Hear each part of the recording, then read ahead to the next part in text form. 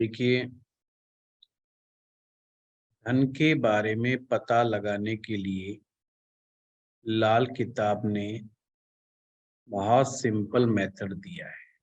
वो मेथड क्या है? किस्मत का बादल। किस्मत का बादल 10वें स्थान से, ये 9वां घर है, ये 10वां घर है, जिसे हम कर्म स्थान कह सकते हैं। बहुत सिंपल टेक्निक है। लाल किताब में कहते हैं किस्मत का बादल 9वें घर से उठता है, यानी 9वें भाव से किस्मत का बादल उठता है। अभी समझिएगा कि बादल खाली है, अभी बादल खाली है 9वें घर में। 10वें घर से जल भरता, यानी कि 10वें भाव में से वो जल उठाता है। अब जब 9वां और 10वां जब मिल गए हैं, तो अब बादल क्या है? पानी से भरा हुआ है। अब वो फ्लोट कर रहा है, अब वो चल रहा है, वो हर भाव से गुजरता है। सेकंड हाउस की रेस्पॉन्सिबिलिटी है कि उस चलते हुए बादल को, जो कि पानी से भरा हुआ है, उसे रोक ले। अब हम सभी जानते हैं, पहाड़ों से टकराते हैं बादल, आपस में टकराते हैं बादल, और जब टकराते हैं तो बरसात करते हैं। एक सिंपल सा मेथड है। 10वें दूसरे भाव का पहाड़ जितना मजबूत होगा, कहने का तात्पर्य है दूसरा भाव धन को रोकने में जितना ज्यादा सक्षम होगा, वो बरसात करवाएगा धन की।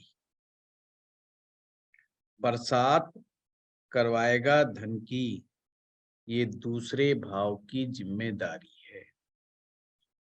पर बरसात का जो जल है, वो 4th हाउस में जाकर के पड़ेगा।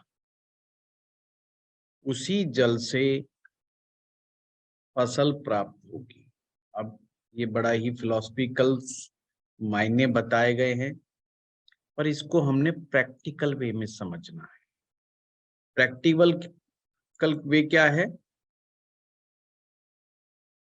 हमारी किस्मत, हम सभी की किस्मत, जब मैं हमारी कह रहा हूं, हम सभी की किस्मत लाल किताब की फिलॉसफी के अनुसार गुरु ग्रह लिखता है। समझिए बात को, गुरु ग्रह हमारी किस्मत लिखता है। अब 10वें में पहुंचो आप। 10वें में कौन सी राशि फॉल करती है? मकर राशि, जहां के स्वामी ग्रह शनि है। यानी कि किस्मत जब तक खाली है, जब तक कि उसमें कर्म नहीं जुड़ जाता। पॉइंट समझ रहे हैं? कैच कर रहे हैं? किस्मत का बादल 9वां भाव है, पर वो खाली है। जब तक उसमें कर्म रूपी 10वां भाव नहीं जुड़ जाता, यानी कि शनि ग्रह नहीं जुड़ जाता, वो बादल पानी से भरा हुआ नहीं है। फिर हम गए सेकंड हाउस में, बड़े धीरे धीरे समझा रहा हूं। सेकंड हाउस में बैठी हैं मां लक्ष्मी। इसीलिए लाल किताब ने दूसरे भाव को धर्म स्थान कहा है। आप लोग मंदिर समझ लो। सिखों के लिए गुरुद्वारा, ईसाइयों के लिए चर्च, मुसलमानों के लिए मस्जिद, ये सेकंड हाउस है। लाल किताब की फिलॉसफी कहती है कि बृहस्पति और शुक्र, ध्यान रखना सिर्फ 2 ग्रह, बृहस्पति और शुक्र जितने ज्यादा उम्दा होंगे, उम्दा का मतलब बढ़िया होंगे, उतना ही सेकंड हाउस का पहाड़ उस बादल को रोकने में सक्षम होगा, अर्थात पैसा रोकने में सक्षम होगा। क्लियर हो गया यहां तक? बहुत सिंपल बता रहा हूं मैं। और जितना ज्यादा ये पावरफुल होंगे, कौन? गुरु और शुक्र। जितने ज्यादा पावरफुल होंगे व्यक्ति की कुंडली में, उतना ही ज्यादा धन बरसेगा और उसका फायदा हमारे कुंडली के चौथे भाव को मिलेगा। 9वें से चला, 10वें से जल भरा, दूसरे से टकराया, चौथे में गिरा, उसका रिजल्ट हमें धन का मिलेगा, वो मिलेगा चौथे भाव में। अब इसको कैसे समझें सामान्य भाषा में? हम कैसे माने कि कोई आदमी पैसे वाला है? तो हम उसके जब घर में जाते हैं, घर में उसको घर देखते हैं, उसका मकान देखते हैं। अमीर आदमी के मकान की भी अपनी एक पहचान है। अमीर आदमी का मकान बता देता है कि इसमें रहने वाला व्यक्ति बहुत अमीर है। अब जैसे ही आप उस घर में प्रवेश करते हो, उस घर में रखा हुआ सामान, उस घर में रखी हुई लग्जरी आपको बता देती है कि इस इंसान की हैसियत कितनी है, यानी कि इसके घर में पैसा कितना बरसता है। ये सिंपल चीज है, ये हम सभी जानते हैं, मैंने कुछ नया नहीं बताया। अमीर आदमी की पहचान क्या है? अब हम लोग कुंडली से देख क्या रहे हैं? हम कुंडली में देख रहे हैं कि किसी व्यक्ति की जन्म पत्रिका में धन कितना है, कितना आएगा, और नहीं आ रहा है तो रुकावट क्या है, उस रुकावट का समाधान क्या है। तो हम फिर से वापस नवम भाव पे आते हैं, क्योंकि हमारा फर्स्ट स्टेप नवम भाव है, यानी कि किस्मत का भाव हमारा पहला स्टेप है। इसके स्टेप बना लेने में ही ज्यादा भलाई है। फर्स्ट स्टेप किस्मत। तो सबसे पहले किस्मत देखो इस बंदे की कैसी है, कैसी नहीं।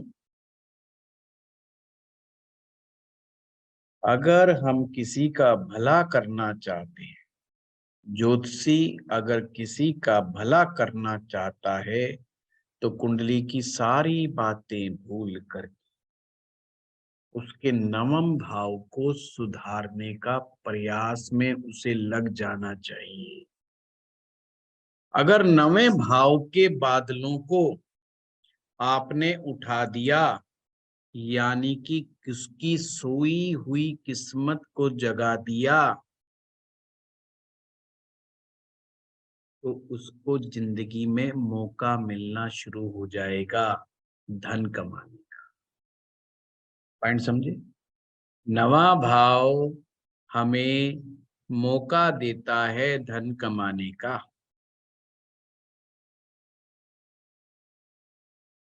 बहुत सारे लोगों को पैसा इसलिए नहीं मिलता क्योंकि उनको मौका नहीं मिलता। जैसे कोई व्यक्ति गवर्नमेंट जॉब में लग गया, अब उसको एक अवसर मिल गया वहां पर काम करने का, तो ये एक मौका है।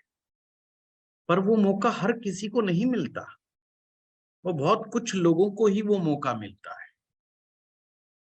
सरकारी नहीं लगा तो प्राइवेट जॉब में अच्छी लिमिटेड कंपनी में मिल जाए, बड़ी कंपनी में मिल जाए, वो भी एक अवसर है। आप उसको प्रायोरिटी बनाते जाइए, आप उसको स्टेप वाइज लिखते जाइए कि साहब आप कहीं पर तो जाकर के अपने रोजगार को सेट करेंगे। किस्मत जितनी अच्छी होगी, उतना ही अच्छा अवसर मिलेगा, उतने ही अच्छी जगह पर काम करने का मौका मिलेगा। उतनी ही अच्छी पोस्ट पोजीशन पर बैठ करके काम करने को मौका मिलेगा। ये प्रैक्टिकली समझना है। एक आदमी कहता है कि मैं बहुत मेहनती हूं पर पैसा नहीं कमा पाता, मुझे मौका मिले तो मैं बहुत कुछ कर सकता, मैं टैलेंटेड भी हूं। इसका सीधा सीधा मतलब है उसकी किस्मत साथ नहीं दे रही है, किस्मत सोई हुई है, उसको एक अच्छा अवसर प्राप्त नहीं हो रहा है। अब लाल किताब सो सिंपल, वो कहते दाएं बाएं कुछ मत देखो, सिर्फ एक ग्रह को पकड़ लो पूरी कुंडली में, किस्मत के ग्रह को। वो किस्मत का ग्रह जनरल वे में हम सभी का वो गुरु ग्रह है। आपको आगे चल करके मैं किस्मत का ग्रह निकालना भी बताऊंगा, एक और किस्मत का ग्रह मिलेगा आपको आपकी कुंडली के अंदर, वो भी है। पर जब तक हमें किस्मत का ग्रह नहीं मिलता या नहीं निकालना आता, तो आप आंख बंद करके किसी का गुरु ग्रह को भी उठा लोगे तो भी आपको निराशा हाथ नहीं लगेगी। उस व्यक्ति की जिंदगी में चार चांद लगेंगे ही लगेंगे। तो हमारा धन के लिए फर्स्ट स्टेप क्या बन गया? फर्स्ट स्टेप बना है हमने गुरु ग्रह की रेमेडी को करना है। अगर गुरु अच्छा है तो वो आपका क्लाइंट नहीं है, ये भी ध्यान रखना। गुरु अच्छा है तो वो आपका क्लाइंट नहीं है, हो सके वो कुंडली ना दिखाए, अगर पहले से ही अच्छा है तो अगर वो कुंडली दिखा रहा है और उसका मामला धन को लेकर के है, किस्मत को लेकर के है, तो कहीं ना कहीं रुकावट है। इस रुकावट को ही समझना है कि कौन सा ग्रह गुरु ग्रह में रुकावट पैदा कर रहा है, उसके रिजल्ट को रोक रहा है। गर्म पानी उसको कौन सा पूरे रिजल्ट, कौन सा फैक्टर पूरे रिजल्ट नहीं देने दे रहा, ये हमारा फर्स्ट स्टेप बन गया है। ठीक है, सिंपल। गुरु ग्रह को देखने के आपके पास मैंने कई बार मेथड बड़ा सिंपल सा बता रखा है। उसके अलावा एक होता है ग्रह की टक्कर लगना, वो मैं आगे चल के सिखाऊंगा। पर अभी के लिए समझ लेना है कि आपने गुरु को कैसे देखना है। दूसरे, पांचवें, नवें, 11वें और 12वें भाव में राहु, बुध, शुक्र नहीं होने चाहिए। दिमाग में बिठा दूंगा, इतना अच्छा समझा दूंगा, कभी जिंदगी में नहीं भूलोगे। और क्लाइंट सामने होगा तो बिल्कुल कंफ्यूजन नहीं हो। मेरे पास अक्सर लोग कंप्लेंट करते हैं कि जब हम कुंडली देखने बैठते हैं तो दिमाग से चीजें गायब हो जाती, इसीलिए होती है कि दिमाग में ढंग से नहीं डाली गई है। और मैं तो दिल में उतार देता हूँ। कितनी बार हर क्लास में समझा रहा हूँ कि गुरु को कैसे देखते हैं। गुरु कुंडली में कहीं बैठा हो 2, 5, 9, 11, 12 में राहु, बुध, शुक्र नहीं होने चाहिए। ये पहला स्टेप है गुरु को देखना। सेकंड स्टेप है कि गुरु राहु के साथ नहीं होना चाहिए। तीसरा, गुरु नीच राशि में नहीं होना चाहिए। बाकी गुरु कहीं बैठा हो, इतना ज्यादा डेंट नहीं लगता। सिंपल, राहु के साथ ना हो और नीच का ना बैठा, कुछ नहीं देखना। अगर देखते हैं कि किस्मत सोई नहीं है तो अगले स्टेप को देखना है। किस्मत सोई नहीं है, फिर सफलता नहीं मिल रही है, तो सेकंड स्टेप शनि ग्रह के पास आ जाता है।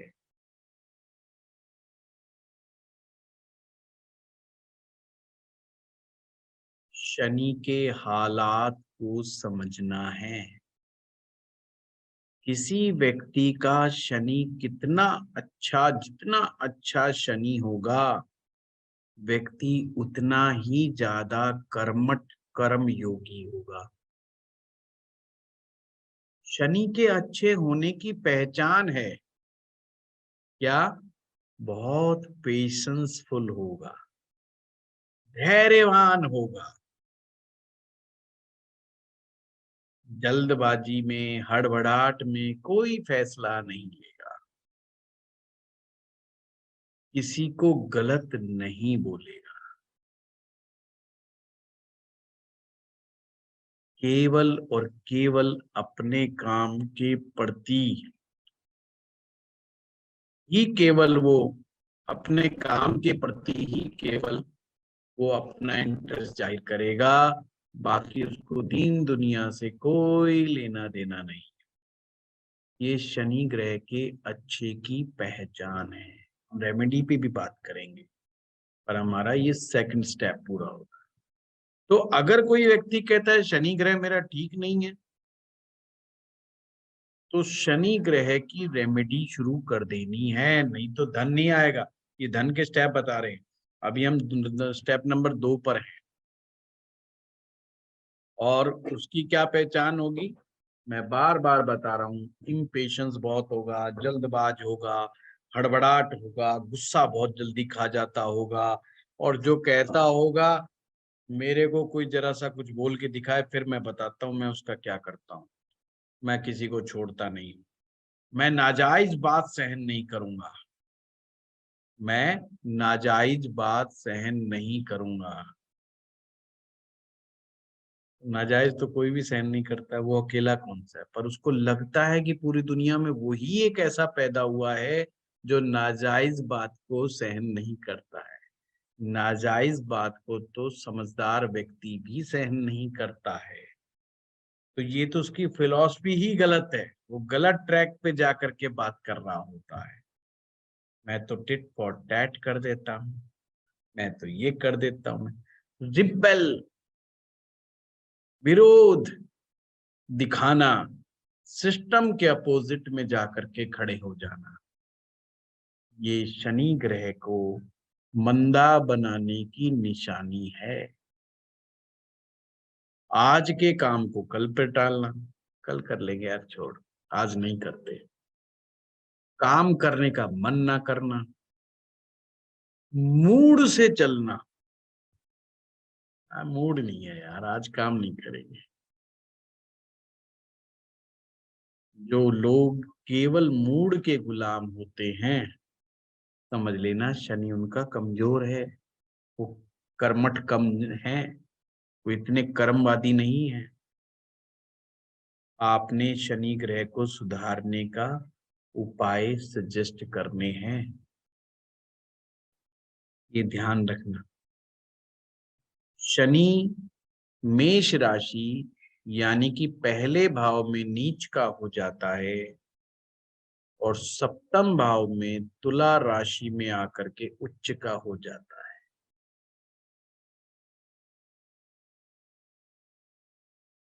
और बड़ा कमाल की बात है, आप एक हैरान होंगे, शनि तुला राशि में, हम कहते हैं उच्च का हो गया, कौन से तत्व की यहाँ पर अधिकता हो गई, कोई बताएगा?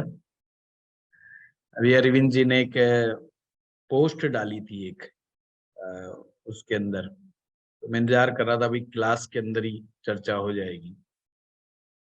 तो उन्होंने शनि के तुला राशि में भी जिक्र किया है। चंद्रमा मेष राशि में जिक्र किया है, शनि को तुला राशि में जिक्र किया है। अरविंद जी किया है उसमें? नहीं, तुला राशि में शनि, एक बार चेक कर, यस, हाँ, उस श्लोक में है। है ना? हाँ, बहुत बढ़िया। हाँ। हम जब शनि की बात आती है, हम इमेजिन नहीं कर पाते कि यहाँ पर जल तत्व का प्रभाव कितना बढ़ गया, क्योंकि शनि दिशा का, शनि ग्रह की जो दिशा है वो पश्चिम है, और पश्चिम दिशा में वरुण का वास है, जो कि जल देवता। हमें मालूम होना चाहिए तुला राशि में आकर के शनिदेव उच्च के क्यों हो जाते हैं, एग्जॉल्टेड क्यों हो जाते हैं, ये हमें मालूम होना चाहिए। जल तत्व की बहुत ज्यादा अधिकता हो गई। वरुण देवता एक प्रकार से, वरुण देवता के आशीर्वाद से धन धान्य की कमी नहीं रहती। मल्टीपल चीजें, अगर कोई व्यक्ति कहता है मेरे पास एक गाड़ी नहीं, मेरे पास 3 गाड़ी है, मेरे पास एक अलमारी नहीं 3 अलमारी है, मेरे पास एक है टीवी नहीं, मेरे पास तो 4 टीवी है, मेरे पास एक कमरा नहीं है, मेरे तो घर में 10 कमरे हैं, ये सब वरुण देवता का आशीर्वाद है, यानी कि शनि ग्रह का आशीर्वाद है। शनि जितना बलवान होगा उतना ही उनके ऊपर वरुण देवता का आशीर्वाद होगा। पॉइंट समझो? मेटेरियलिस्टिक चीजें, जितनी भी निर्जीव चीजें हैं, जितनी भी निर्जीव चीजें हैं, वो आपकी जिंदगी में बढ़ जाएंगी। निर्जीव चीजों के बारे में बोला है, भोग विलास की चीजें, गाड़ी, डंपर, ये सब मेटेरियलिस्टिक टर्म सब आपके बढ़ जाएंगे। अरविंद जी, जो आपने वो श्लोक भेजा है वो बिल्कुल सही है। उस श्लोक में रत्ती भर भी गलती नहीं है। पुरानी पुस्तकों में बस एक कमजोरी रही कि उसको एक्सप्लेन नहीं किया गया कि वाई, क्यों ऐसा हुआ। जब भी इम्पोर्टेंसी होती है, उसको भी अगर हम समझेंगे तो हमें वो सूत्र बिल्कुल दुरुस्त मिलेगा। एक ज्योतिषाचार्य को समझना ये है कि ये टाइमिंग फैक्टर का खेल है। टाइमिंग फैक्टर का मेरा मतलब है कि एक एज का खेल है, या ये कहां से चीजें जुड़ी हुई है। जल तत्व जो होता है उसका संबंध हमारे इमोशन से है, और इमोशनल आदमी प्रेमी होता है। Can you imagine? इमोशनल आदमी अव्वल दर्जे का, इमोशनल आदमी जो है अव्वल दर्जे का प्रेमी होता है। हम में से जो लोग इमोशनल हैं, जो कहता है मैं बहुत इमोशनल आदमी हूं, इसका मतलब वो कह रहा है मैं किसी के साथ बंधा हुआ हूं, किसी के प्रेम में बंधा पड़ा हूं, चाहे वो मेरी औलाद का प्रेम हो, चाहे माँ बाप का प्रेम हो, चाहे वो किसी के साथ बहुत बुरी तरीके से जकड़ा हुआ है प्रेम संबंधों में। और प्रेमी आदमी को सेक्सुअल चीजों में ज्यादा इंटरेस्ट नहीं होता। ये पार्श्विकता का परिणाम है। अगर हम कुंडलिनी चक्रों की बात करें तो मूलाधार चक्र है, उसका संबंध मंगल ग्रह से है, जहां पर सेक्सुअल एक्टिविटीज देखी जाती। स्वाधिष्ठान चक्र जो कि जल तत्व का चक्र है, जिसका संबंध शुक्र ग्रह के साथ है, वो जल तत्व से भरा पड़ा है, वो इमोशन से भरा पड़ा है। तो जब भी जल तत्व की अधिकता होगी या जल तत्व पीड़ित हो जाएगा, दोनों ही चीजों में, यानी कि जल तत्व कमी हो जाए या जल तत्व अधिक हो जाए, दोनों ही सिचुएशन हमारे पुरुष या स्त्री दोनों की एक्टिविटीज के लिए अच्छी नहीं होती समय निकलने पर, यानी कि उम्र धीरे धीरे बीतने पर। अब उम्र धीरे बीतने का मतलब है मंगल के कमजोर होने पर, सिंपल सी कहनी बात है। और जैसे जैसे हमारी उम्र बढ़ती चली जाती है मंगल कमजोर होता चला जाता है। अब मंगल कमजोर कब होता है? 28 वर्ष की आयु के बाद से मंगल धीरे धीरे वीक होना शुरू हो जाता है हर किसी का। पर किसी का ज्यादा तेज गति से होता है, किसी को कम तेज गति से होता है, फर्क इतना ही है। इसीलिए मंगल की राशि को और मंगल ग्रह को कुंडली में देखा गया। अगर हम मंगल की राशि कमजोर हो जाए, मंगल ग्रह किसी का कमजोर हो जाएगा, तो बहुत जल्दी वो 28 साल की एज के बाद ग्रेजुअली डिक्रीज होता चला जाता है और उसका उस तरफ इंक्लिनेशन हट जाता है। तो ये लाल किताब के जो सूत्र है ये सो सिंपल है, बहुत इजी है।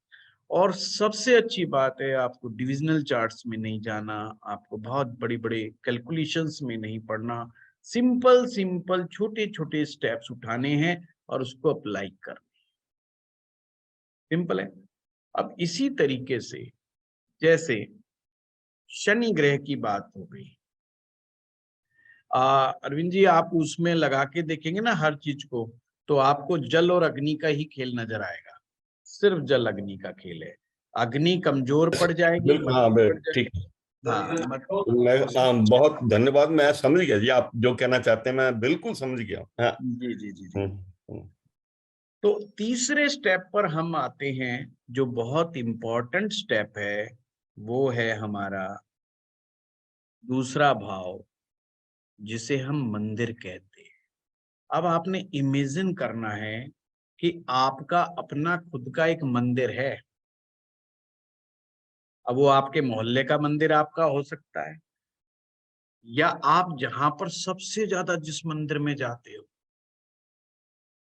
वो मंदिर मान सकते हो आप। हाँ, आप में से कोई ये भी कह सकता है मैं किसी मंदिर को नहीं मानता, मैं मंदिर जाता ही नहीं। उसके लिए क्या उपाय होगा? उसके लिए चौराहा। अधार्मिक व्यक्ति के लिए लाल किताब में चौराहा का उपाय बताया है। चौराहा जहां पर चार रास्ते मिलते हैं। अब सेकंड हाउस में जो भी ग्रह बैठेगा,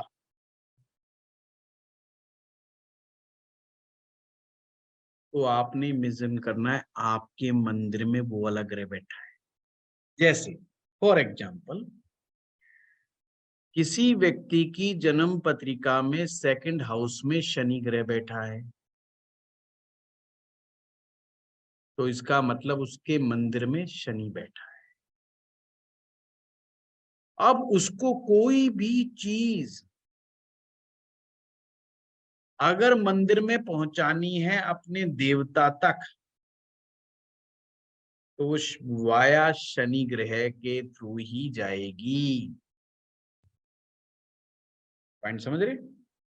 अब आपको धन की कमी है और सेकंड हाउस धन का है और वहां पे मंदिर है, और मंदिर एक्चुअली में वो लक्ष्मी जी का है। हम सेकंड हाउस में इसलिए जा रहे हैं, हम माँ लक्ष्मी का आशीर्वाद लेने जा रहे हैं। हम कह रहे हैं माँ लक्ष्मी जी के दर्शन हो जाए, माँ लक्ष्मी जी आशीर्वाद दे दे, तो हमारा बहुत अच्छे से गुजारा चल जाएगा, ब्लेसिंग्स मिल जाएंगी माँ लक्ष्मी की। पर उस माँ लक्ष्मी के टेम्पल के अंदर जो गेट पर बैठे हुए हैं, वो ग्रह बैठा हुआ है जो आपके सेकंड हाउस में है। वो कहता है जो भी तुम दान पुण्य अंदर देना चाहते हो, करना चाहते हो, भाई वो मेरे थ्रू होकर के जाएगा। अब ग्रह क्या कहते हैं? यहाँ पे एक शर्त है, मैं दुश्मन ग्रह की चीजों को अंदर नहीं जाने दूंगा। जैसे शनि ग्रह का दुश्मन कौन हो गया? हम कह सकते हैं जी सूर्य हो गया, हम मंगल। अब किसी का सेकंड हाउस में शनि बैठा है और आपको वो आके कहता है जी पैसे की बड़ी कमी है, आपने कहा हाँ हाँ भाई बिल्कुल कमी है, क्योंकि सेकंड हाउस में शनि बैठा है, स्ट्रगल तो देगा ही देगा, बड़े प्यार मोहब्बत से पैसा थोड़ी देगा, वो तो बहुत मेहनत कराएगा, मशक्कत कराएगा। तो ऐसा करो आप कुछ उपाय कर लो और आपको दिमाग में आया कि यार सूर्य तो अनलिमिटेड पैसा देने का ग्रह है, तो अपन सूर्य का ही उपाय करा दें। और सूर्य की दान की चीजें आपने लेकर के मंदिर में भेजना शुरू कर दिया। आपने कहा जी गेहूं ले जाओ, तांबे का बर्तन ले जाओ, कुछ भी आपने मंदिर में पहुंचा दिया। वो दान बिल्कुल काम नहीं करेगा, फाइनेंशियल प्रॉब्लम और उलझ जाएगी, कोई फायदा नहीं। मंगल ग्रह का उपाय करने लग गए, कोई फायदा नहीं होगा। शुक्र केवल अपने मित्र ग्रह की चीज को ही लक्ष्मी जी तक पहुंचाएगा। तो किसको पहुंचाएगा? शुक्र की चीज को, बुध की चीज को, राहु को भी पहुंचा देगा, राहु की चीज को भी पहुंचा देगा, बृहस्पति की चीज को भी पहुंचा देगा, क्योंकि बृहस्पति से दुश्मनी नहीं है उसकी। तो अपने मित्र ग्रहों की चीज को तो लक्ष्मी जी तक पहुंचा देगा, बाकी चीजों को नहीं पहुंचाएगा। तो अब नेट सेल में क्या बात निकल के आई?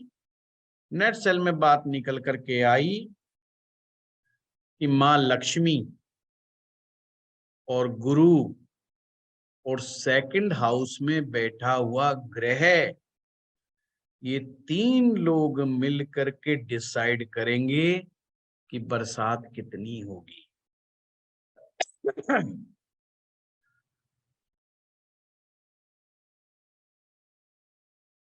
और जिनकी कुंडलियों में सेकंड हाउस में कोई ग्रह नहीं बैठा, बड़ा ध्यान से सुन लीजिए, उसके लिए सिर्फ दो ही ग्रह मिलकर डिसाइड करेंगे, लक्ष्मी जी और गुरु ग्रह। दो। लक्ष्मी जी की जब मैं बात करूं तो समझ लेना शुक्र ग्रह की मैं बात कर रहा हूं। ये दो ग्रह मिलकर डिसाइड कर देंगे कि आपके जीवन में कितना धन लिखा हुआ है, हाउ मच, कितना धन। अब मुद्दा आता है, धन तो बहुत लिखा हुआ है, पर ले कितना पाते हैं आप, कितना निकाल पाते हैं? ये वैसे ही है कि आपका सेकंड हाउस आपका बैंक बैलेंस है, कि कई लोगों ने बैंक में करोड़ों रुपए जमा कर रखे हैं और निकालने जाते ही नहीं, वो ले ही नहीं पाते। तो आप अपने बैंक से कितना पैसा लेते हैं या निकालते हैं, ये डिसाइड चौथा भाव करेगा, जो कि आपका फोर्थ स्टेप होगा, यानी कि चंद्र ग्रह। एक ही ग्रह को पकड़ लेना बस, चंद्रमा को, कि आप अपने बैंक बैलेंस से कितना निकाल सकते हैं, कितनी ताकत उसने दी है चंद्रमा ने आपको आपके बैंक से पैसा निकालने की।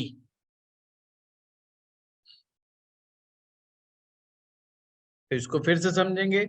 9th house is your opportunity, 10th house is your Karma, second house आपकी तिजोरी है, और चौथा भाव हाउ मच, कितना निकाल सकते हो। तो अब आप कुआं समझ लो, तालाब समझ लो, नदी समझ लो, दरिया समझ लो, चौथा भाव वो है कि कितना आप उसका इस्तेमाल कर सकते हैं। तो यह चार चीजें जुड़ गई। बृहस्पति जुड़ा नवम से, दसम से जुड़े शनि, दूसरे से जुड़े शुक्र, और चौथे से जुड़े चंद्रमा। चार ग्रह मिलकर के पूरा आपका मैप बना देते हैं आपके फाइनेंशियल सिचुएशन। अब किसी ना किसी स्टेप पर तो प्रॉब्लम है। जिस स्टेप पर प्रॉब्लम है उसी स्टेप को आपने ठीक करना शुरू कर देना है, पर शुरुआत 9th से ही करनी है। ऐसा नहीं कि सीधा उठाया और आप शुक्र जी के पास पहुंच गए और शुक्र ग्रह को कहा कि मुझे धन दो। यही कारण है कि लोग कमेंट्स करते हैं कि हिंदुस्तान में लक्ष्मी जी की पूजा होती है फिर भी गरीबी बहुत है, कह देते ना जी, वो गलत स्टेप पे जा रहे हैं। वो सीधा सेकंड स्टेप पे चले गए, थर्ड स्टेप पे पहुंच रहे हैं, सीधा सेकंड में नहीं थर्ड स्टेप पे है। जैसे योग में कहा जाता है ना कि अगर आप स्टेप तोड़ देते हो, स्टेप स्किप करके आगे पहुंच जाते हो, तो आपको पूर्ण लाभ नहीं होता। यही कारण है लक्ष्मी मंत्र की साधना करने वाले लोग, लक्ष्मी जी के मंदिर में जाने वाले लोग, लक्ष्मी जी की तस्वीर के सामने रोज अगरबत्ती जलाने वाले लोग, उनको बहुत अच्छा रिजल्ट नहीं मिलता। बार बार कहते हैं लक्ष्मी जी की कृपा नहीं मिल रही, क्योंकि वो थर्ड स्टेप को डायरेक्ट टच कर रही। तो लाल किताब ने आपका स्टेप बना दिया है। बिना उस स्टेप के जो भी प्रयास करेगा उसको असफलता हाथ लगेगी या आधी अधूरी सफलता हाथ लगेगी, ये मैं आपको पहले क्लियर कर दूं। तो आज के बाद जो भी क्लाइंट आपको मिले उसकी कुंडली में ये स्टेप बना लेना साइड से, और उन स्टेप के हिसाब से लिखते जाना। और जो आपकी तिजोरी है, जो आपका धन भाव है, जो आपका बैंक बैलेंस भाव है, वो ही आपका मंदिर है। इसलिए मंदिर जाने की बात हमारे यहाँ बहुत कही जाती है, पर हम मंदिर जब भी जा रहे होते हैं तो हमेशा दिमाग में रखो हम अपने सेकंड हाउस में चल रहे हैं। अब बड़े कमाल की बात लाल किताब आगे क्या कहती है, कहती है यही मरण दरवाजा है। सेकंड हाउस मरण का दरवाजा है। मरना भी, मरेंगे तो भी जाना है। ये दरवाजा, डोर यही खुलता है मरने का, ओपन यही करता है। इसलिए वैदिक किताब में इसे मारक कहा है। मैं वो बात तो नहीं कहूंगा, पर आपको याद दिला रहा हूं सेकंड हाउस मारक क्यों है। तो लाल किताब भी इसको वैसा ही मान रही हूँ, कह रही है ये मरण का दरवाजा है।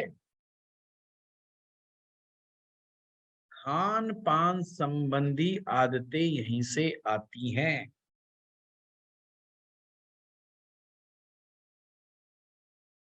और ससुराल से संबंध भी यहीं से देखे जाते हैं।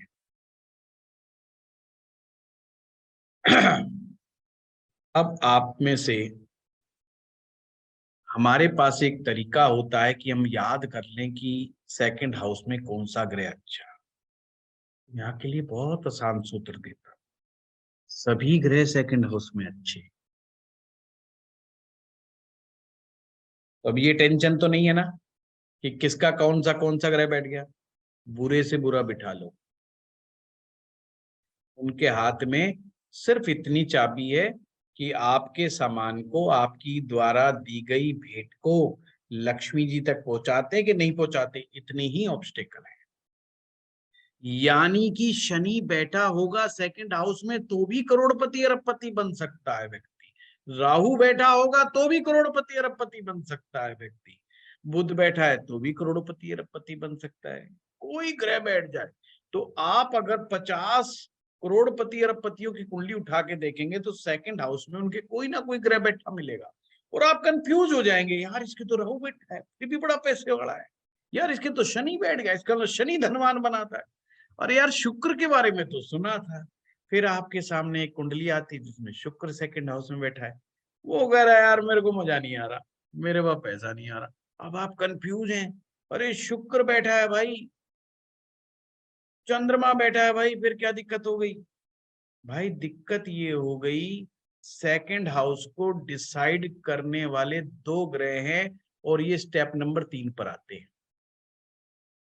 हम सीधा गीत गा रहे हैं, मेघा रे जल दे जा रे, जल दे जा रे।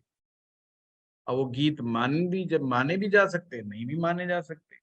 इसलिए जो बरसात के गीत गाए जाते हैं उसकी कोई गारंटी नहीं कि बरसात आ जाए। और आजकल तो हमने मानना ही छोड़ दिया, किसी समय में गाते भी थे जब हमें नहीं पता था। अब हमें पता लग गया भाई इससे कुछ नहीं होने जाने वाला, तो हमने हिंदुस्तान में गाने बंद कर दिया। तो वही हालात हम सभी की है कि हम सीधा ही जाके लक्ष्मी जी के पैरों में पड़ जाते हैं और कहते हैं पैसा दे। और लक्ष्मी जी क्या कहती हैं, गुरु जी से लिखवा के लाओ, गुरु जी से लिखवा के लाओ, उनका आशीर्वाद होगा तो सेकंड स्टेप थर्ड स्टेप मेरा आएगा। और बिना शनि को भूल मत जाना, नहीं तो समस्या खड़ी हो जाएगी। इसीलिए ज्योतिष में कहा गया है कर्म को नहीं भूल जाना। जो लोग कहते हैं कि ये कर्मठ होने से रोकती है ये विद्या, ये उनको मुंह तोड़ जवाब है। कोई भी विद्या हो ज्योतिष की, वो आपको एक ही बात समझा रही है, कर्मठ बनो, कर्मवादी बनो, बिना कर्म के कुछ नहीं पा सकते। नकारे और निकम्मे बन करके आप जीवन में सक्सेसफुल नहीं हो सकते। शनि को एक्टिवेट करना ही होगा। यही कारण है ना, लोग नीलम धारण करते हैं, उनको बड़े बड़े फायदे हो जाते हैं। एक्चुअली में उन्होंने क्या किया, शनि को एक्टिवेट कर दिया। नीलम धारण करने के बाद शनि ग्रह एक्टिवेट हो गया, अब उनको फायदे होने लग गए। तो first step, second step, third step, fourth step बना लीजिएगा और फिर हम अपनी बात को रख सकते हैं। अब एक तरीका तो ये है कि लक्ष्मी जी तक भेंट पहुंचाने का हमने तरीका बता दिया। एक तरीका ये होता है अपने माथे पर तिलक लगाने का, क्योंकि पहला स्टेप है गुरुदेव बृहस्पति का। तो जिसे हम दो भवों के बीच में तिलक के रूप में जिस भी ग्रह से संबंधित तिलक को लगाते हैं, हम कह रहे हैं कि आप सर माथे पर हो, हम उस ग्रह को सम्मान दे रहे हैं, हम उस ग्रह को फर्स्ट हाउस में लेकर के आ रहे हैं। पॉइंट समझ रहे हो बात को? तो तिलक लगाने में बड़ी सावधानी बरते। तिलक कोई सहज चीज नहीं है, ये बड़ी वैज्ञानिक प्रक्रिया है। लोग कहते हैं तिलक से पता चल जाता है ये किस संप्रदाय का व्यक्ति है, किस संप्रदाय का व्यक्ति। लाल किताब के अनुसार माथे से लेकर के गले तक का सारा हिसाब किताब सेकंड हाउस में आता है। ठीक है, तो अगर सेकंड हाउस से रिलेटेड रिजल्ट भी लेना है आपने, तो भी उसका तिलक धारण करके आप ले सकते हो, या उसकी चीजें खा करके आप ले सकते हो। खान पान, क्योंकि खान पान संबंधी आदतें, मुंह भी हमारा सेकंड हाउस। क्लियर हुई बात? सिंपल। अब आपने ये देखना है किसी का सेकंड हाउस में सूर्य बैठा हुआ है, या चंद्रमा बैठा हुआ है, या मंगल बैठा हुआ है, तो आपको कौन सी चीज सबसे ज्यादा फायदा करेगी? तो आपके मुंह से निकलेगा गुरु ग्रह की चीज। अब आप उसकी रेमेडी कर बता रहे हैं। कोई कहता है जी मेरी कुंडली में मंगल बैठा है सेकंड हाउस में, और सेकंड हाउस का मंगल है जी, अब सेकंड हाउस का मंगल आप जानते ही लड़ाई झगड़ा करवा देता है, कुछ ना कुछ ऐसा बुलवा देता है, उल्टा सीधा करवा देता है। तो उसे गुरु संबंधी खान पान की आदतों में डाल दो, और उसको कहो रोज पीली हल्दी दूध में डाल के या केसर दूध में डाल के पीना शुरू कर दे, और साथ में केसर का तिलक माथे पर लगाना शुरू कर दे। केसर अगर ना लगा पाए तो हल्दी का इस्तेमाल करना शुरू कर दे। ये मैं गुरु की ग्रह की चीजें बता रहा हूं आपको। अब मान लो आप में ऐसा है, ना तो आप खाना पीना चाहते, ना आप देना चाहते, कोई सामान नहीं देना चाहते मंदिर के अंदर, तो सिंपली उस व्यक्ति को गुरु मंत्र जाप पे लगा कि किसी व्यक्ति को गुरु बना ले, गुरु बना करके गुरु दीक्षा प्राप्त कर, गुरु दीक्षा प्राप्त करने पर गुरु मंत्र धारण कर, और गुरु मंत्र अपने जीवन में अपना ले, और गुरु जी जैसे समझाएं वैसे गुरु मंत्र का जाप करना आरंभ कर दे। किस्मत का दरवाजा खुल जाएगा, पहला स्टेप क्लियर हो जाएगा। तो मैंने तरीके आपको बता दिए, क्योंकि सेकंड हाउस को भी डिसाइड करने वाला गुरु ही है। किसी की लेडीज के ससुराल से संबंध अच्छे नहीं है, किसी पुरुष के ससुराल से संबंध अच्छे नहीं है, कौन सा उपाय करेंगे? ओनली टू, गुरु और शुक्र। बस। कोई कहता है मेरे ससुराल से संबंध बिल्कुल भी अच्छे नहीं है, पर अगर वो अच्छे करना चाहे तो बताना है।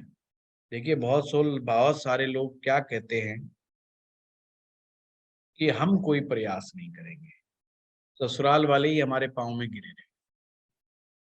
ऐसा पॉसिबल नहीं है। ज्योतिष ब्रह्मांड के नियमों से बंधा हुआ सब्जेक्ट है, इस चीज को गांठ बांध लो। ब्रह्मांड के जो नियम है, यूनिवर्सल जो लॉ है, उसको क्रॉस नहीं करता उसकी लिमिट को। कि आप चाहें कि सामने वाले को आप जूते मारते रहें और सामने वाला आपके पाँव में पड़ा रहे, एक्शन का रिएक्शन होगा ही होगा। इस बात को समझ लीजिए। अगर कोई व्यक्ति सच्चे हृदय से चाहता है कि मैं ससुराल में अच्छे संबंध बनाना चाहता हूँ, पता नहीं क्यों मेरे से बिना मतलब रूखा रूखा मामला है, रिलेशन अच्छे नहीं है, तो हो सकता है कोई ग्रह बाधा दे रहा है जिसकी वजह से अड़चन आ रही है, तो आप उसे रेमेडी सजेस्ट कर सकते। रेमेडी डेफिनेटली वर्क करेगी।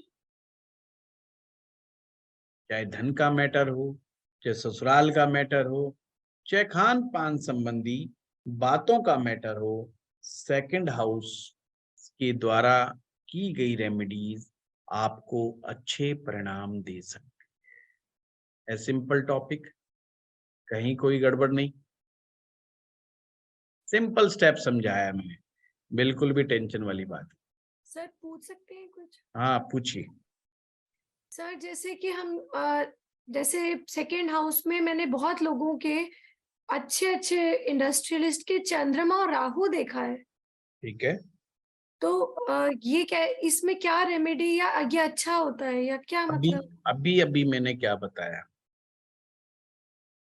कोई ग्रह बुरा नहीं। फिर आप कहेंगे जी वो फिर कर क्या रहा है वहां पे, अगर बुराई नहीं तो फिर हम क्यों पाप ग्रह फिर शुभ ग्रह देखें? हमने देखना क्या है, एक्चुअल में हम राहु चंद्रमा देख रहे हैं उस व्यक्ति का, और यहीं पर प्रेडिक्शन की गलती खा रहे हैं। अक्सर लोगों को प्रेडिक्शन करने के स्टेप्स नहीं मालूम होते, वो सीधे जो देखते हैं उसी पर कूद जाते हैं, उसी पर हमला कर देते हैं, और राहु चंद्रमा पर जाकर के अटक जाते हैं। और राहु चंद्रमा पर अटकने पर क्या मिलता है? अरे ये तो चंद्र ग्रहण हो गया, अब तो ग्रहण लग गया, अब तो भाई चंद्रमा पैसा पे नहीं आएगा, लिक्विड तो पैसे पे ही मानसिक, ग्रहण लग गया। हाँ अब तो मानसिक तनाव पैदा हो जाएगा इसको, ये तो स्ट्रेस हो जाएगा इसको। अरे भाई आपने रॉन्ग नंबर डायल कर दिया प्रेडिक्शन में, आपने तो देखना ही नहीं। सेकंड हाउस के रूल याद रखो कि वहां तो कुछ गड़बड़ नहीं है, वो उस ताले की चाबी तो गुरु और शुक्र ग्रह के हाथ में है। अगर कुंडली में देखो कि उसका गुरु कैसा है और उसका शुक्र कैसा है, सर मैं इसको अगर गुरु और शुक्र उम्दा किस्म के हैं तो राहु और चंद्रमा कुछ भी नहीं करेंगे, कोई गड़बड़ नहीं पैदा करेंगे। हाँ स्वाति जी। सर ये जो कल मेरे पास एक कुंडली आई है, ये इसमें नवम भाव में कोई ग्रह नहीं बैठा, कर्क राशि है और गुरु ग्रह बैठे हैं दसम भाव में, जो ठीक नहीं है। हाँ और सेकेंड हाउस में आ गए चंद्रमा राहु, थर्ड में आ गए शनि, और शुक्र और बुध चले गए छठे भाव में, और बस। मंगल है पंचम। हाँ तो अभी पूरे आपने लाल किताब के सूत्र समझने के बाद आप ये प्रश्न पूछ रहे हैं? नहीं मैं सर मैं शुक्र और बुध, नहीं मैं आप ही की जवाब हाँ दे जी, रही हूँ, जी आप ही जी, की जवाब दे रहे हो। वो हमसे ही गलतियां होती है ना, हम अप्लाई जब करने तक जैसे। पूरे सूत्रों को अप्लाई करना नहीं जानते तो दिक्कत है। शुक्र और बुध जब भी मिल जाते हैं, मसनूई सूर्य बन जाता है, मसनूई सूर्य बन जाता है। यहाँ पर शुक्र ग्रह नीच के हो जाते हैं, छठे भाव है ना, छठे भाव में शुक्र नीच का हो गया, उधर से दसम भाव में गुरु नीच का हो गया। आप देखो इनमें से धर्मी ग्रह कौन सा बना है। जब मैं आप लोगों को प्रैक्टिस करवाऊंगा लाल किताब की, तो ऐसे ही मैंने टॉपिक उठाने हैं, ऐसे ही आप लोगों की कुंडलियां लेनी, ताकि आपके कंसेप्ट को क्लियर कर सकूं। नट सेल में आपकी बात को पूरे, क्योंकि नए भी स्टूडेंट है वो कंफ्यूज ना हो जाएं, वो कहते कि पुराने की बात नहीं कर रहे हो। तो इसलिए मैं बता दूं, इस कुंडली में शुक्र भी अच्छा है और इसमें गुरु भी अच्छा रिजल्ट देगा, जबकि राहु सेकंड हाउस में बैठा हुआ है। उसके बावजूद भी जब आप टक्कर को समझेंगे, जब आगे दृष्टि के कंसेप्ट को आप अप्लाई करेंगे, तो बहुत सारी चीजें, एक होता है, अभी हिंट दे रहा हूं, धर्मी ग्रह के कंसेप्ट को जब आप लगाएंगे तो आपको सॉल्यूशन जाएगा, धर्मिक, है ना? ठीक है, बहुत इजीली मिल जाएगा, उसमें टेंशन। दूसरी बात, अब यहाँ पर एक चीज जोड़ देता हूं, बेशक वो उद्योगपति हैं, उनमें ईमानदारी नहीं है, वो ईमानदार उद्योगपति नहीं है, क्योंकि दसम में गुरु बैठ गया। अब ध्यान से कंसेप्ट समझो, जिन लोगों का गुरु दसम में बैठा है, जब तक जिंदगी में चालाकी नहीं सीखेंगे पैसा नहीं कमा पाएंगे। यानी कि चालाकी उनके लिए लाभदायक है, छोटी छोटी बेईमानियां उसको करनी पड़ेगी, अगर वो बेईमानी करना छोड़ देगा उसी दिन ठप हो जाए। आपने कहा था बदमाशों में बिठाओ उसे, है ना? कहने का मेरा तात्पर्य है भाई, बदमाशों में तो बदमाशी सीखेगा ना, अब शरीफ आदमी क्या सीखेगा। अब जो आदमी टाइम के ऊपर इनकम टैक्स दे देते हैं, टाइम के ऊपर बिजली बिल भर देते हैं, टाइम पे पानी का बिल, वो बेचारे झंझट चाहते ही नहीं। अब वो क्या सिखाएंगे कि बिना पैसे दिए भी कैसे बचना है? तो वो बिना पैसे दिए ही बचे, वो सरकार को भी पैसे दे के राजी नहीं, उसको भी पैसे दे के राजी नहीं, वो हर जगह से डंडी मारेंगे। तो ये देखिए, ये जो आपने राहु चंद्रमा की बात की, तो मेरी जो वाइफ है उसकी खुद की कुंडली में राहु चंद्रमा सेकंड हाउस में बैठे हैं, पर अब अलग कॉम्बिनेशन समझ लो, अकेला नवम भाव के अंदर गुरु बैठा है और मेष लगनी है स्वग्रही होकर के, और 12वें भाव में शुक्र बैठा है। आराम से कमा रही नहीं नहीं, मौज कर रही है, कमाती ही नहीं है। बस उन्होंने एक नौकर रखा हुआ है कमाने के लिए, तो वो कमा के दे रहा है। पर मैं अगर कहूं कि उसको कोई पैसे की दिक्कत आती होगी तो उसे पता भी नहीं पैसे की टेंशन क्या होती है। समझ रहे हो बात को? तो राहु चंद्रमा ने कहाँ कुछ किया। दूसरी बात, स्ट्रेस में मैं आ जाता हूँ, वो नहीं आती, तो ग्रैंड तो उसका काम नहीं करता, उसका है। तो इसीलिए जब हम पूरे फार्मूले अप्लाई करते हैं तो हमें उसका निचोड़ निकल करके आता है कि ग्रहण हमें असर भी देगा कि नहीं देगा। वैदिक ज्योतिष में अगर इसी बात को समझाऊं तो डिस्पोजिटर का कंसेप्ट होता है। सेकंड हाउस का डिस्पोजिटर वीनस है, जो कि एक्सॉल्टेड है और अपने से 11वां चला गया, तो उसने राहु और चंद्रमा के तो वैसे ही डाउन कर देना है, उसका इम्पैक्ट ही कुछ नहीं आने देना। यार ये ऐसे लोग सबसे पहले यही कहते हैं मन बड़ा दुखी रहता है पैसे की कोई कमी नहीं, वो यहीं से शुरू होते हैं। तो इसीलिए मैंने पूछा कि ये क्या करता है ये चीज। मैम इंडस्ट्रीज बहुत बिल्कुल दुखी रहता है, मैं कतई नहीं कह रहा हूँ कि राहु चंद्रमा वाले दुखी नहीं होते, ये ध्यान से सुनना। बस आपने देखना ये है कि आपने उसके गुरु और शुक्र के हालात कैसे हैं। गुरु जिस एवज में कमजोर पड़ता जाएगा उतना ही दुखी होता चला जाएगा, शुक्र जितना पीड़ित होता चला जाएगा उतना ही इमोशनली पीड़ित रहेगा, रिलेशनशिप से पीड़ित रहेगा, बहुत ज्यादा वो रहेगा। समझ रहे बात को? अब मेरे जैसा पति उसे मिला है जो छत के ऊपर भी जाएगा तो ये बता के जाता है, श्रीमती जी मैं छत पर जा रहा हूँ, चला जाऊं? जाओ जाओ जाओ, वो कहीं नहीं जा सकता, ये कोठी से बाहर नहीं जा सकता, ये तो जाके दो दोस्तों में बैठ करके नहीं पी सकता कि जाओ भाई सिगरेट भी पियाया कहीं, क्योंकि ये सिगरेट भी नहीं पीता, ये तो बेचारा तंबाकू भी नहीं खाता, ये तो मतलब एक छोटा सा जर्दे का वो भी नहीं लेता, तो पूरा कॉन्फिडेंस है, इतने साल में भी 19-20 साल में देख लिया कि इसके बस की बात कुछ नहीं है। तो आप सोचिए कितना सेफ है, तो उसको काहे का टेंशन होगी। अगर शुक्र पीड़ित हो जाता, अगर गुरु पीड़ित हो जाता, फिर मैं कहता फिर तो भाई डॉक्टर को दिखाने लायक हालात हो जाते। सर वो फिर फिर तो डिप्रेशन वाले ही होते हैं सारे। यस, फिर डिप्रेशन के पेशेंट होते हैं। मैं फ्लाइट से जाता हूँ मैं बॉम्बे, और मैं अपना मेरा साइकेट्रिस्ट बॉम्बे में, फिर वो यहीं से शुरू होते हैं सर। फिर वो आपने बहुत धन्यवाद। क्लियर किया सर ये वाला कॉन्सेप्ट। बिल्कुल। ये छोटा सा कॉम्प्लेक्स सर, ये बहुत कॉम्प्लिकेट करता है। तोड़ तोड़ के समझाना पड़ता है। और हमारे आजकल क्या हो रहा है कि क्लासेस के अंदर है ना, ऑनलाइन क्लासेस में तोड़ के नहीं समझाया जाता, वो कोर्स समझाया जाता है। कोर्स में और चीजों को तोड़ के गहराई में समझाने का मामला कुछ और बनता है। हाँ रितु जी, चंद्रमा, आपका कोई क्वेश्चन है? हाँ गुरुदेव, रिंकू। चंद्रमा अगर बृहस्पति को नीच करता हो या शुक्र भी अस्त हो, तो ऐसी स्थिति में क्या होना चाहिए? पहली बात तो अगर शुक्र अस्त हो रहा है हम्म तो बहुत अच्छा, आपने पहली बात तो प्रश्न पूछा, ये छूट गया था क्योंकि हमने शुक्र की तो बात ही नहीं की। हाँ। हमने धन की बात कर ली, लक्ष्मी जी की बात ही नहीं करी। ध्यान से समझना कि हमने शुक्र की मल्लम पट्टी करनी है। हम्म अस्त हो जाने का मतलब है एक प्रकार से जल जाना, दग्ध हो जाना, कंबस्ट हो जाना। ये वैदिक का कंसेप्ट है। पर मैं मान रहा हूं, चलो आपने वैदिक से ही देख लिया कि कंबस्ट हो गया, या लाल किताब से देख लिया शुक्र किसी तरीके से पीड़ित हो गया, कैसे मर्जी देख लो। सूर्य शुक्र इकट्ठे आ जाते हैं तो पीड़ित हो जाता है ना, जल जाता है। ऐसे में बहुत जरूरी है कि उसके ऊपर हल्दी लगाना बहुत जरूरी है।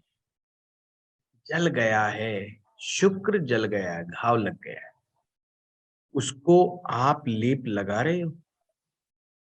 शुक्र की चीजों का लेप अपने ऊपर लगाना बहुत जरूरी है शुक्र को ठीक करने के लिए। जैसे शुक्र का वास प्रेगनेंस में है, ऐसे आदमी को निश्चित रूप से चंदन का इत्र, ओरिजिनल चंदन का इत्र याद रखें, शुक्र के लिए जरूर लगाना चाहिए। माथे पर घिस करके चंदन जरूर लगाएं। अच्छा, सफेद चंदन का संबंध राहु ग्रह से होता है, ये ध्यान रखना। तो मैं सिंपल लाल चंदन की बात कर रहा हूं, जो मेडिसिन्स में भी यूज होता है। उस चंदन को घिसे, मंदिर में जाएं और लगाएं। तो लेप इसे कहते हैं लगाना। आपने मल्लम पट्टी कर दी। खुशबू आपके इर्द गिर्द होनी चाहिए। आपका बेडरूम बहुत साफ सुथरा। अब हम में से सभी कहेंगे हमारा सभी का बेडरूम बहुत अच्छा है। कोने कोने साफ होने चाहिए। जरा सी भी धूल बेडरूम में कहीं भी एंगल से नहीं होनी चाहिए। कोई सामान अगर वहां पे रखा है उसके ऊपर भी धूल नहीं जमी होनी चाहिए। उसकी सफाई बड़ी शिद्दत से होनी चाहिए। और शाम के समय थोड़ी सी खुशबू जला करके रखनी चाहिए। जो आते हैं ना आजकल डिफ्यूजर होते हैं, ऑयल डिफ्यूजर आते हैं खुशबूदार, छोटा सा। और नहीं समझ में आता, कपूर इज द बेस्ट। देसी कपूर। कपूर, देसी कपूर को अपने बेडरूम के चारों कोनों में रख दो। गाय का देसी घी अपने बेडरूम में रात होते ही जला देना चाहिए, क्योंकि जब शुक्र जलता है तो रिलेशनशिप जल जाते हैं। शुक्र जलता है तो पति पत्नी के संबंध खराब हो जाते हैं। शुक्र जलता है तो अनैतिक संबंधों को बुलावा देता है। गुड्डू कैसे लेटे उठने लग जाएगी। ऐसे मानवी जी ऑफ करके म्यूट करके ही डांट मारो, किसी पर डांट मारनी है तो देसी घी का आप दीपक जलाएं, पर वो देसी घी गाय का होना चाहिए जब भी आप शुक्र का इलाज करें। अब दूसरी बात, थोड़ा गाय का देसी घी अपने हाथ पे भी लगाएं, हैं? मालिश करा करे देसी घी, खोपड़ी में लगा ले, कहीं और नहीं समझ में आता तो देसी घी। हाँ, फिर बेशक नहा लें, रोज गाय का देसी घी, अपने स्वास्थ्य को ध्यान में रखते हुए गाय का देसी घी भोजन में जरूर इस्तेमाल करें।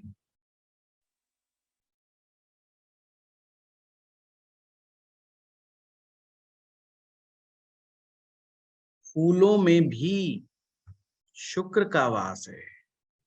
ऐसा आदमी कभी भी देव दर्शन के लिए जाए, किसी भी मंदिर में जाए, बिना फूल ना घुसे। या तो इत्र की शीशी चढ़ा के आए या फूल चढ़ा करके आए। जितने ज्यादा सुगंधित बढ़िया से बढ़िया फूल, मोगरा के फूल,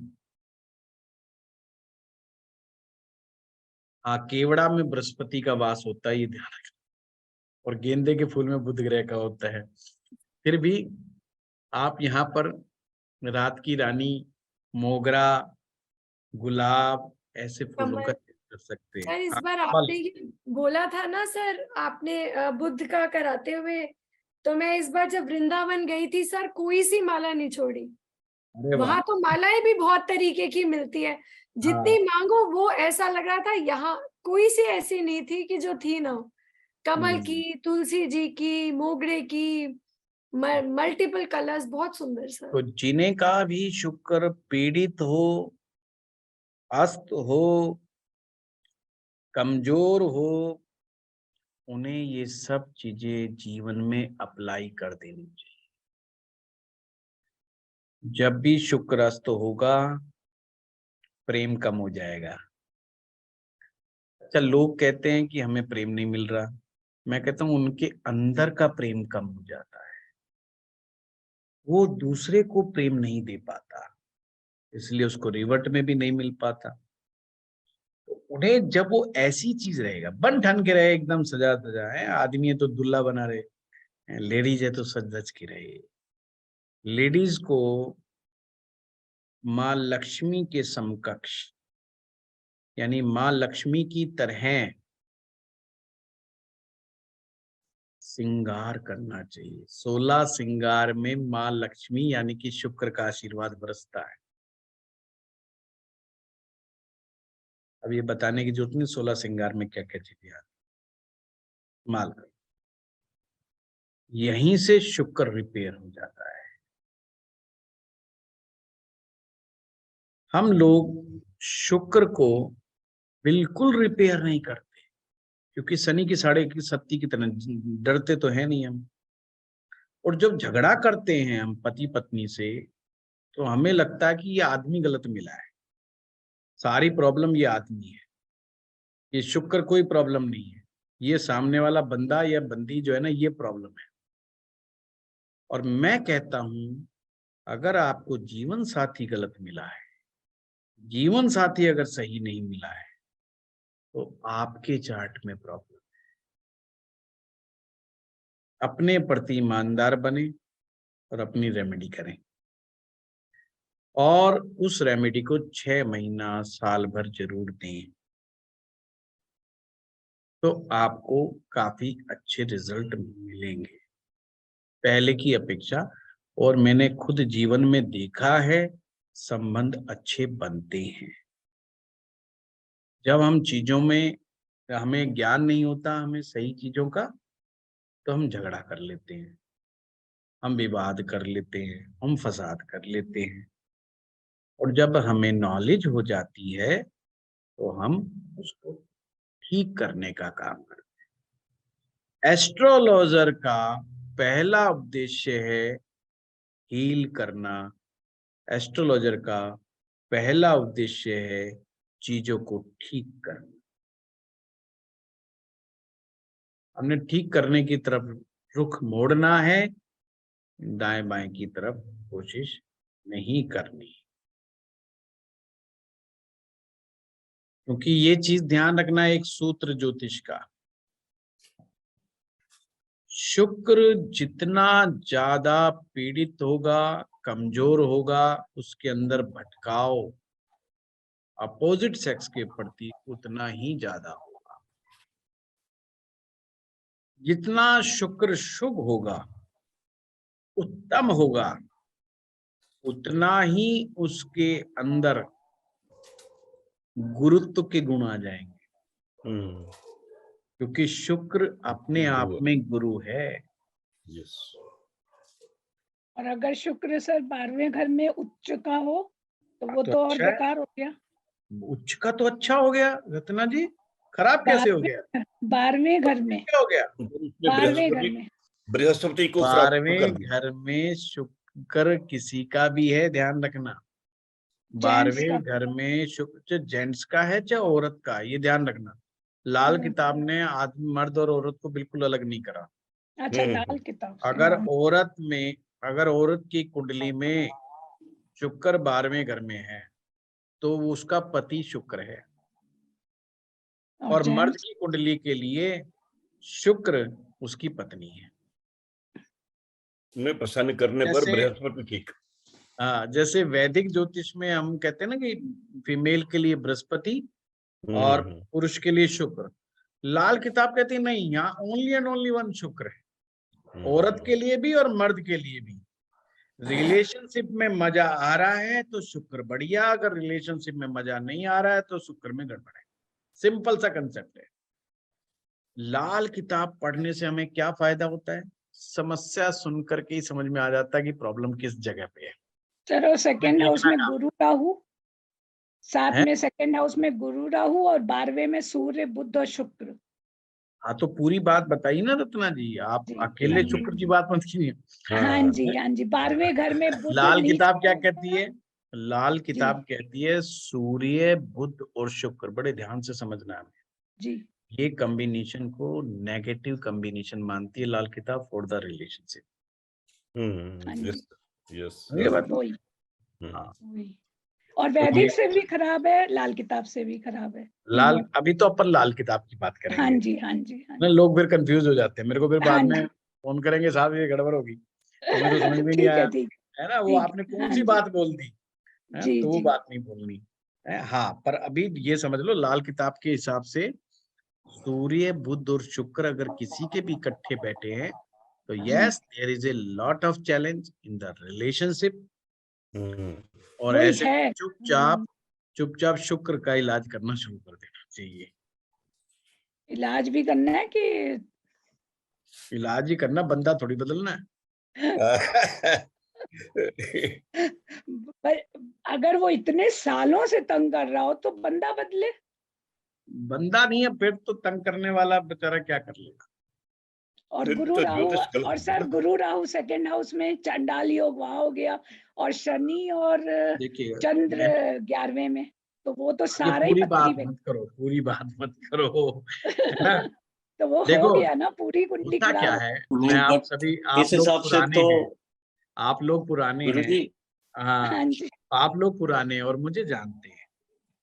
फलित बस के याद आ ऊपर, गया फलित इसलिए के मुझे ऊपर, बोलना। फलित के ऊपर भगवान का आशीर्वाद है मेरे पास, कि मैं फलित के ऊपर जब बोलना शुरू करता हूँ तो मैं बहुत गहराई में चला जाता हूँ। सर किसी की वो मुझे देखी थी तो दिक्कत है। मेरा भी दिमाग हाँ खराब हो हाँ, गया कोई देख के ये दिक्कत रत्ना कुंडली। जी चला लो बस अब आप। तो कहीं ऐसा नहीं नहीं, है। और अगर अगर कुंडली ऐसी है गुरुजी तो फिर जितने मर्जी बदलते रहो कोई फर्क नहीं पड़ेगा। आप बदल जाओगे, अब तो इतना नहीं, टाइम हो गया। ऐसा ऐसा नहीं बोलना मंजीत जी, किसी हमने की नहीं बोलना। किसी और की है, नॉट किसी आवर की। ड्यूटी। इम्यूनिटी, अब तक तो इम्यूनिटी हो जाती है। बदलने और हाँ, बदलाने की करेक्ट करेक्ट।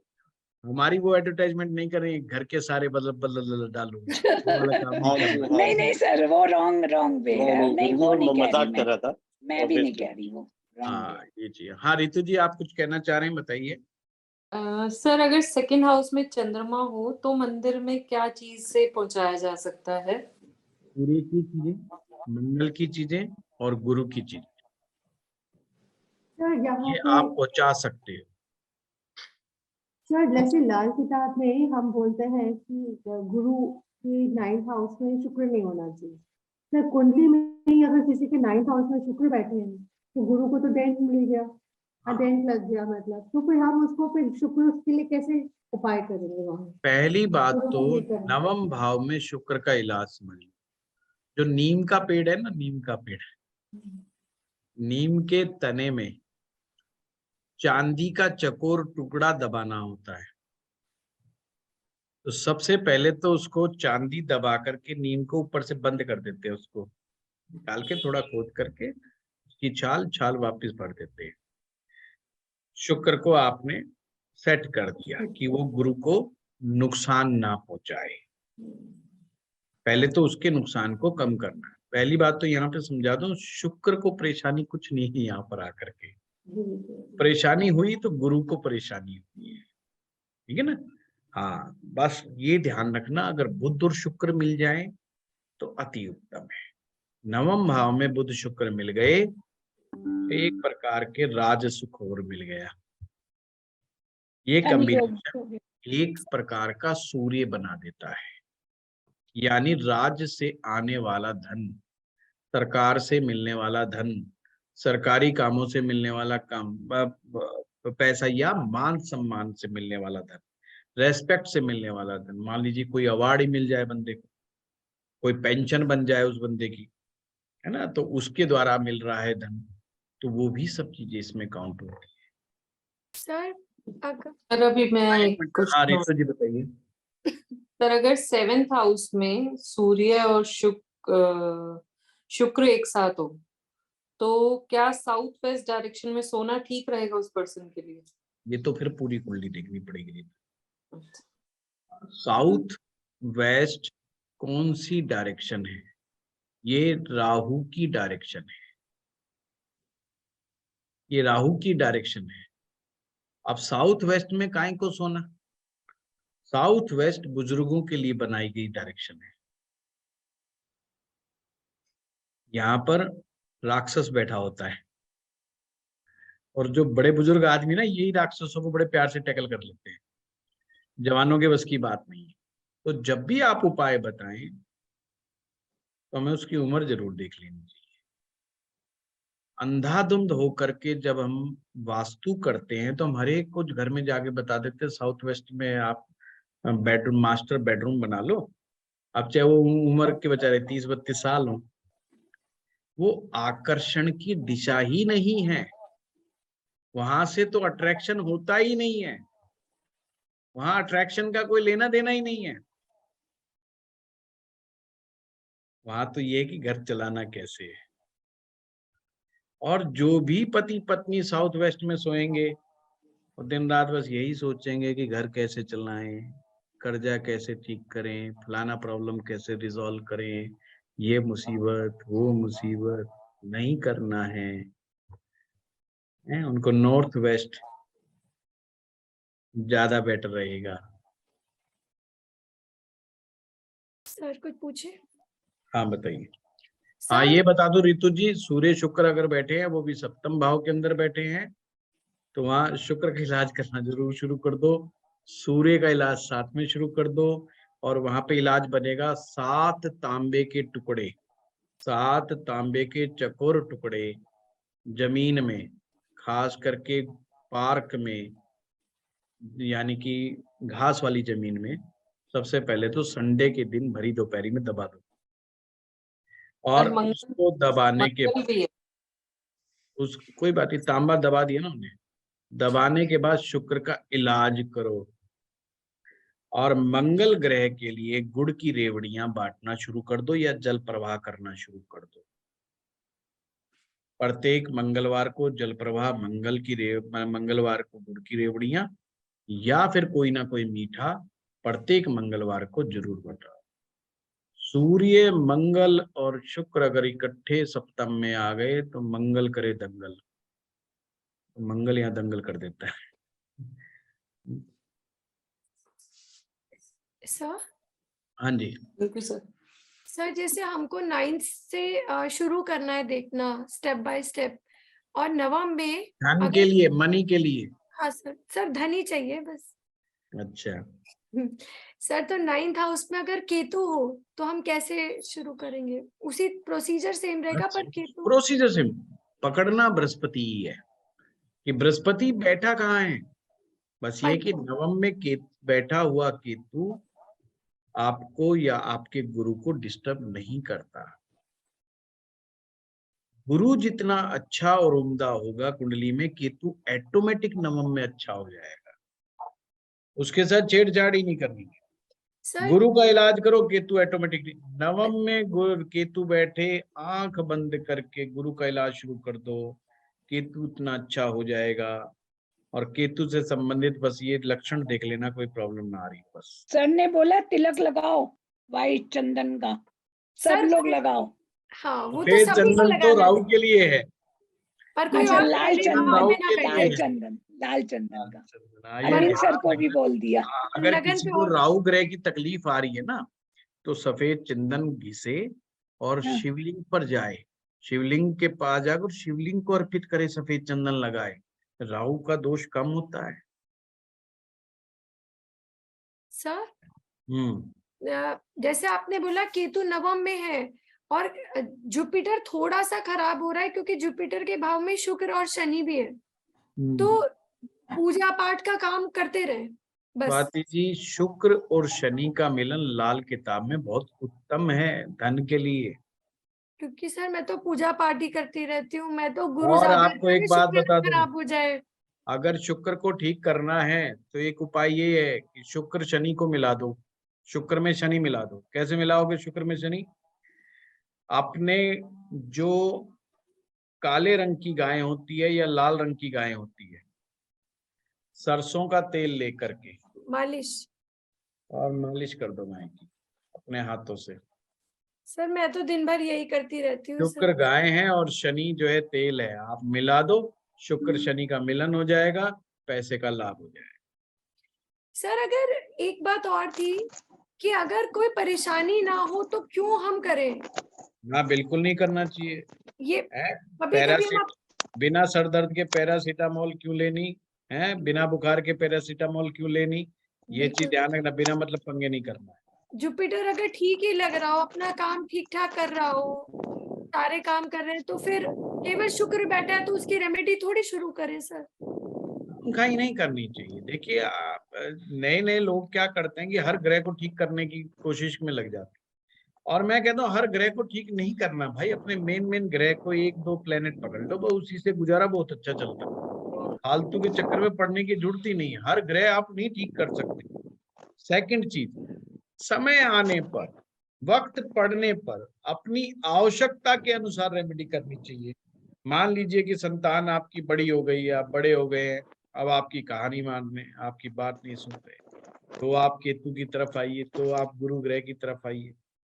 अदरवाइज कुछ जरूरी थोड़ी है। अपनी उम्र के हिसाब से, अपनी आवश्यकता के हिसाब से उस चीज को देखिए।